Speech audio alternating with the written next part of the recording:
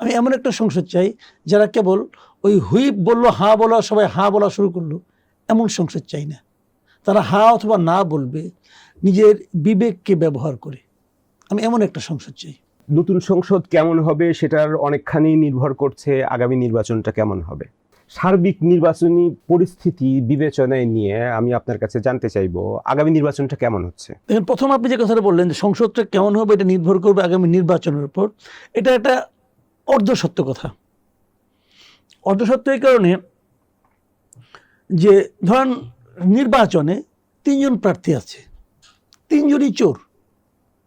তাহলে আমার দায়িত্বটা কি হচ্ছে যে একজন কম মানে অধিকতর কম চোর যে তাকে বেছে নেওয়া, তাই না? তাহলে আমার যে চাওয়ার সংসদ কিন্তু আমি পাবো না ওখান থেকে। তো সংসদ সদস্য হিসেবে নির্বাচনের জন্য রাজনৈতিক দলগুলো যে মনোনয়ন দিয়েছে তার উপরেই আসলে নির্ভর করবে সংসদটা কেমন হবে। সেই মনোনয়নগুলো কেমন হয়েছে? অনেক ক্ষেত্রে ভালো হয়নি। প্রার্থীদের দিকে তাকিয়ে যদি আপনি বলেন। অনেক ক্ষেত্রে ভালো হয়নি, খুবই গতানুগতিক মনোনয়ন হয়েছে।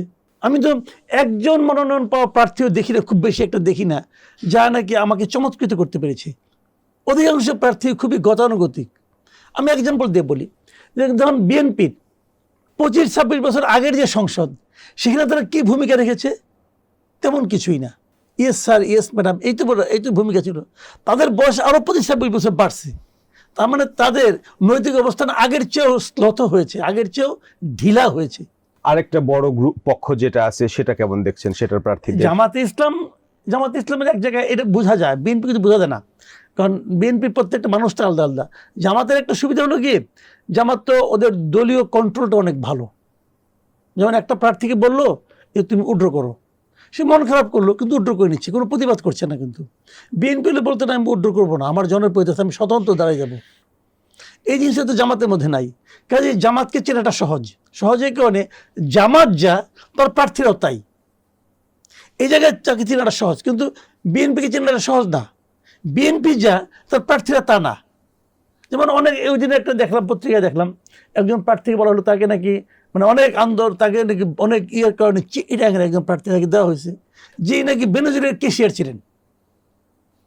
সবাই বলছে, উনিও প্রতিবাদ করেন নাই, বিএনপিও কোনো প্রতিবাদ করে নাই যে না উনি বেনজিরের কেশিয়ার ছিলেন না। কিন্তু বিএনপি বলে না, ওখানে তো বিএনপি কি নিবেদিত প্রাণ আর কোনো প্রার্থী ছিল না? ছিল, বিএনপি তাকে দিয়েছে।